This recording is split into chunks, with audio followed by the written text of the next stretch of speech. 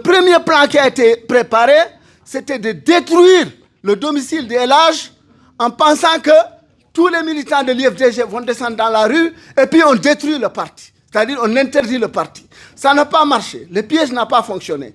Mais là, on est en train de détruire la presse. Les manifs qui vont venir là, vous allez voir, il y aura une décision pour dire que tous les partis politiques là sont dissous. Et après, c'est ça qu'il faut voir. Hein. Il ne faut pas être naïf. Donc, je voulais vous dire, est-ce que nous sommes prêts à résister?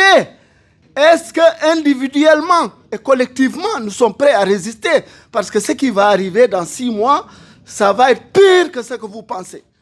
Sincèrement, il nous faut aller vers la réalité concrète. La réalité concrète, c'est les interventions du camarade. C'est-à-dire que nous sommes entre deux logiques. Il y a deux logiques en Guinée. Depuis que Doumbouya a pris le pouvoir, il y a deux logiques.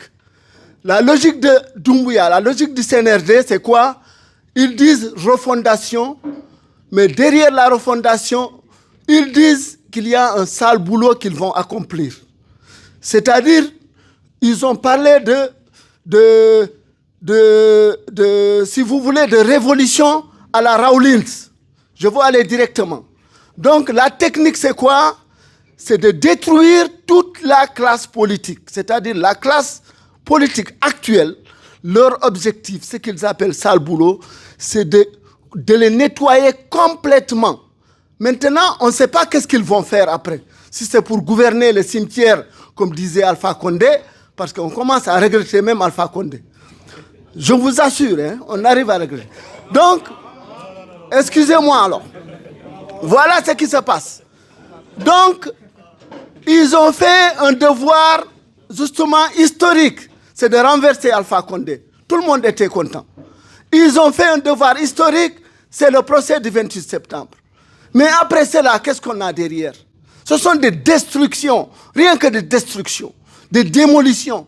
Et aujourd'hui, il y a une semaine, on est arrivé même à vouloir fermer les médias. Pourquoi? Parce qu'ils ne veulent pas de contre-pouvoir. Ils ne veulent pas de contre-pouvoir parce qu'ils ont un objectif précis. Les étapes, c'est-à-dire les actes qu'eux, ils posent, on les voit, c'est très logique. Hein? On risque même d'aller vers une république à la Kagame. Ce n'est même pas une transition, c'est de préparer plutôt par rapport au retour, c'est de préparer plusieurs mandats pour Doumbouya. Une présidence à vie. Moi, c'est comme ça que je vois les choses. Maintenant, au niveau de l'opposition, la logique, c'est quoi? Il y a une certaine naïveté. Moi, 3 mois après la prise du pouvoir par le CNRD, j'ai dit à El Hadj Cellou Dalein Diallo, je les ai dit qu'ils parlent de refondation, ils parlent de state building. Vous savez ce que c'est que state building en anglais? C'est de construire un État. Construire un État. Comment des militaires qui sont censés venir pour 6 mois viennent vous dire qu'on va construire un État? Ça, un État, même 50 ans, c'est difficile à construire. Donc, ils ne sont pas prêts à partir. Et là, c'est lui-même, il a négligé les choses. Il m'a dit non, ils vont partir dans 16 mois. Vous comprenez? Donc, il y a une certaine naïveté de l'opposition. Et c'est la même chose pour la date fatidique du 24 septembre, du 24 décembre, là, du 31 décembre. Là. Ne rêvez pas, mes amis. C'est le rapport de force, rien que le rapport de force qui pourra pousser ces gens-là à partir. Ne rêvez pas, ils sont en train de détruire la presse. Ils avaient déjà programmé la destruction de l'opposition.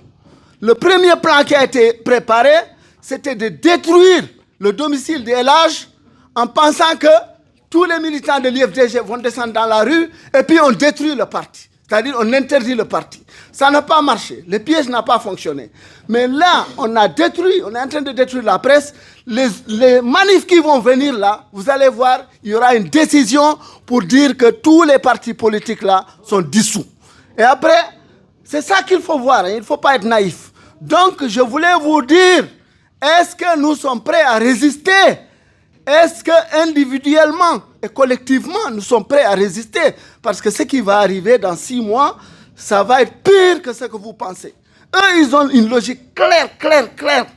Tant que la situation, les forces civiles, les forces sociales sont faibles, comprenez bien que c'est une dialectique, c'est un combat, on n'en sortira pas. Je m'arrête là pour poser juste deux questions à nos juristes d'abord, nos éminents juristes qui sont passés par des grandes universités françaises.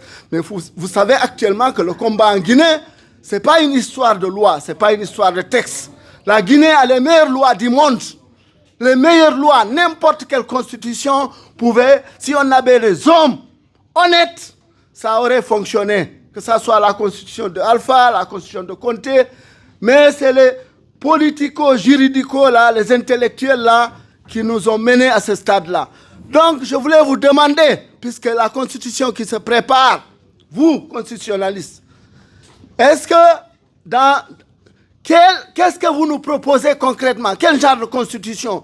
Parce que moi, je sais que le CNRD, dans sa logique, c'est d'amener d'abord la limite d'âge pour éliminer les dealers. Ça, c'est prévu dans la Constitution. Donc, je vous demande quel genre de constitution, vous, à votre niveau, vous pensez que ça peut marcher.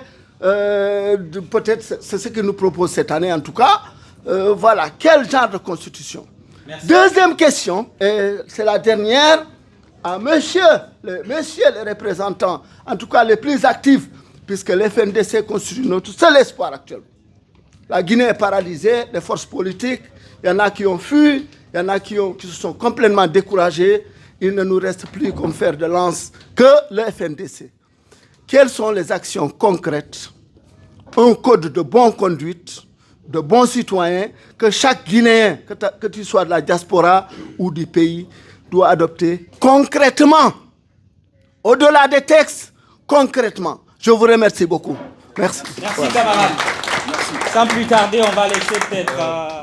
Honnêtement, la réponse à cette question, pour moi, elle est toute simple. Pour moi, il n'y a pas de pays pauvre ou de pays riche. Il n'y a que des pays qui sont dotés d'une ressource humaine capable de transformer les défis en opportunités. C'est l'exemple du Japon, un pays où presque chaque année il y a des tremblements de terre, mais le pays se reconstruit en quelques semaines. Donc il y a ces pays-là et d'autres pays qui sont dépourvus des ressources humaines et donc qui sont incapables de faire face aux défis.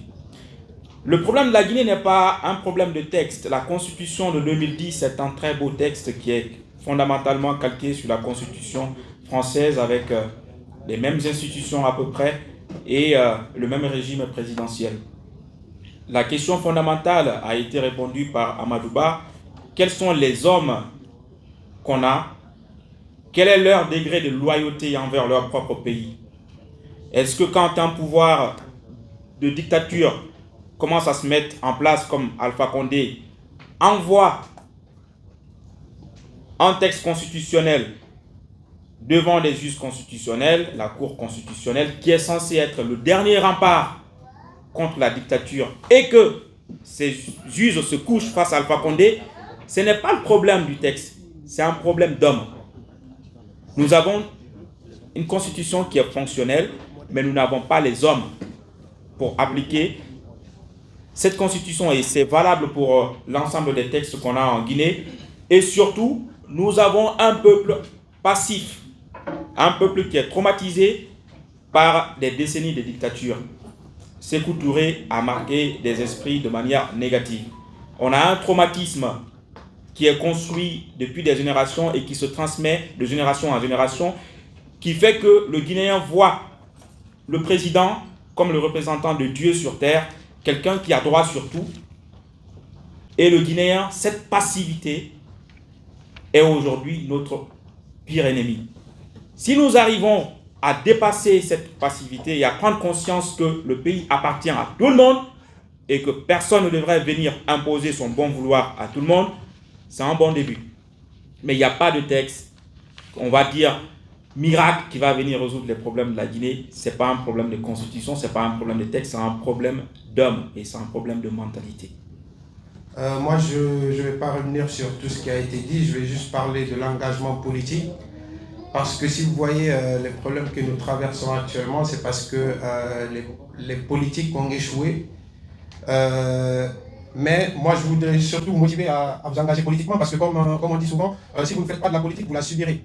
C'est extraordinaire, c'est en Afrique ou en Guinée particulièrement, vous entendez quelqu'un dire « moi je suis apolitique », un pays pauvre, pays pauvre très endetté, qui n'arrive même pas à atteindre l'autosuffisance alimentaire, il n'y a pas de route, il n'y a pas d'électricité, il n'y a pas d'eau. Vous entendez quelqu'un dire arrogamment, moi je suis apolitique. Si vous vous engagez politiquement, vous ne le faites pas pour moi ni pour lui. Moi aussi, si je m'engage, je ne le fais pas pour vous, je le fais pour moi-même, pour ma famille aussi et pour les générations futures et en général pour le peuple de Guinée. Et comme il le disait tout à l'heure, il y a un adage de Frantz Fanon qui dit, en grosso modo, chaque génération investit d'une mission, l'accomplir ou la trahir.